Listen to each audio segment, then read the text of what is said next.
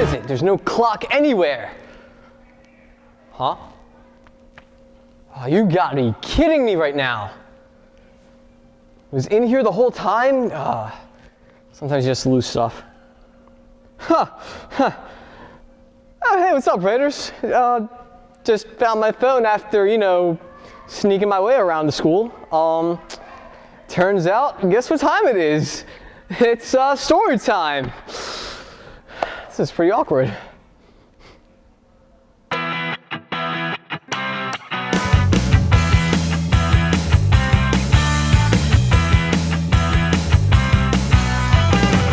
Hey, what's up, writers? It's your old good writer, Chris Matico, and this is episode 7 of Storytime. So as I said in the previous video, we are going to do a 2-part episode type of thing where we discuss how to revise things, or if you're a writer that likes to plot out stuff, how you're going to plot it out first. Well, now, since we discussed subplot, here's where we get to the nice juicy stuff. Here's where we're going to actually organize the things that are going to happen. So in order for me to explain this to you, we're going to head to the drawing board right now and see what's going to happen.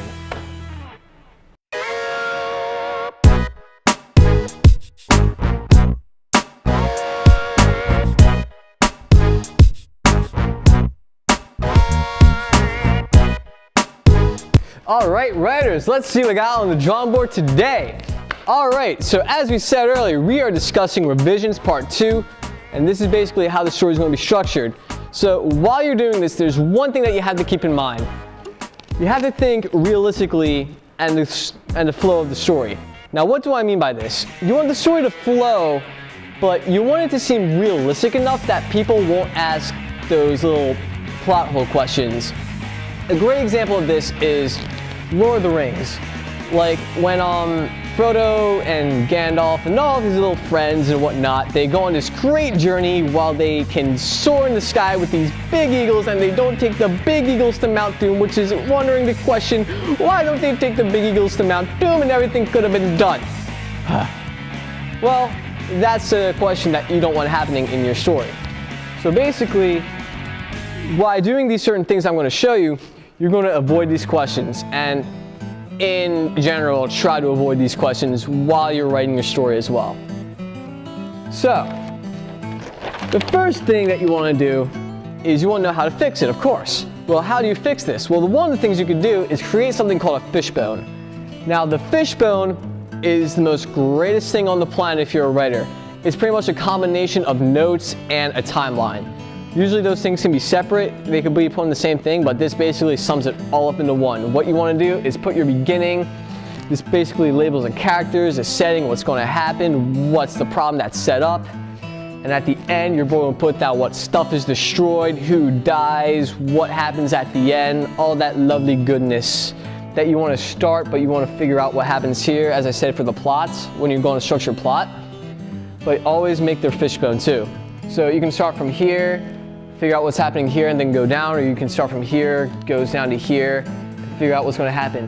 And now you're probably wondering, what are these lovely little things right here? Well, I'm going to tell you what those lovely little things are. They're basically the events that happen in the story and what happens in those events. Now what this will do, it'll put a good time sequence on what's going to happen, and it's going to explain why these things happen right here. So basically, this is the greatest tool that you can use. And even though this is used in business, it's very, very good if you're going to write your story. Because basically overall, it just tracks your story down. It tracks the characters, it tracks the setting, it tracks the actions, it tracks the problem, where the problem is heading. And it's very good if you're writing a complex novel or just a simple novel as well.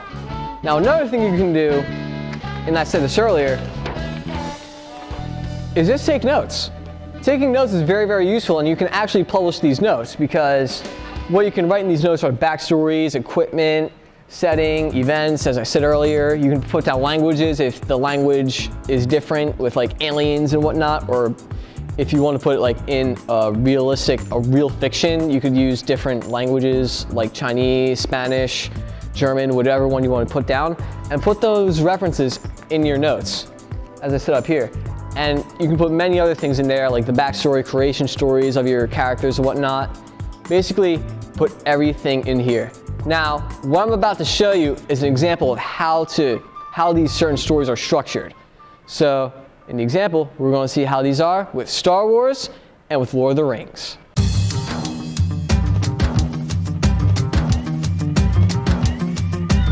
Alright guys, now time for the examples that we're going to use. For the fishbone, we are going to use Star Wars, the 4th episode. And for notes, we're going to use a little thing called the Silmarillion, which I'll explain later. So, Star Wars, as you can see, we have a beginning. We start with Luke, Leia, Han Solo, blah blah blah, and the events that happen. Okay, there's the Death Star, and of course, all that loveliness. And you have the invasion of the ship with Darth Vader and all that stuff. We already know that. And what happens at the end, the Death Star gets blown up and basically the rebels win. But how are we going to go from here to here?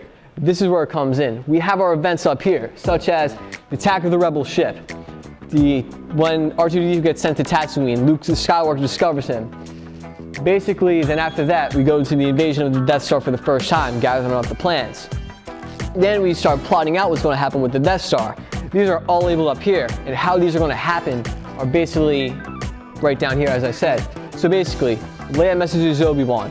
That's the action that's taken on the rebel ship. Luke Skywalker gets the message. That's what happens in the events of Tatooine, and he also meets Obi-Wan Kenobi. So the invasion, they rescue Leia. All right, they got the plans as well. So now they go down to this foresty planet, and they discuss the plans on what's going to happen with the Death Star, how they're going to destroy this thing. So they figure out that they have to shoot, this little laser thing down a hole. So how are they going to do that? They plot that out. And then at the end, bam, Death Star gets destroyed, the little laser thing gets shot down the little hole, and the Death Star blows up.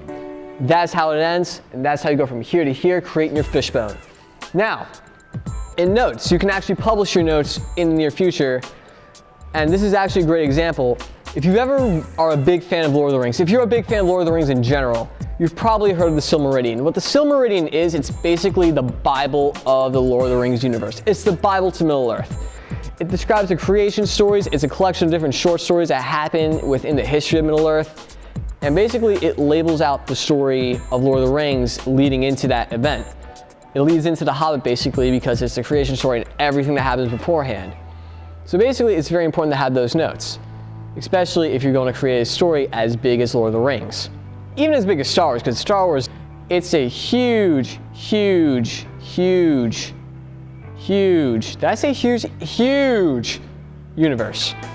So basically, what's going to happen? What's my main point? So the main point, you want to have your story with a good flow, but you want to have the common sense to understand, wait, if this doesn't happen, there's going to be questions popping up.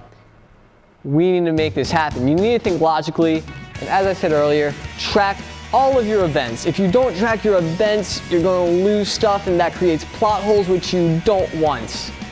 You don't want plot holes. So hopefully you guys found this video useful.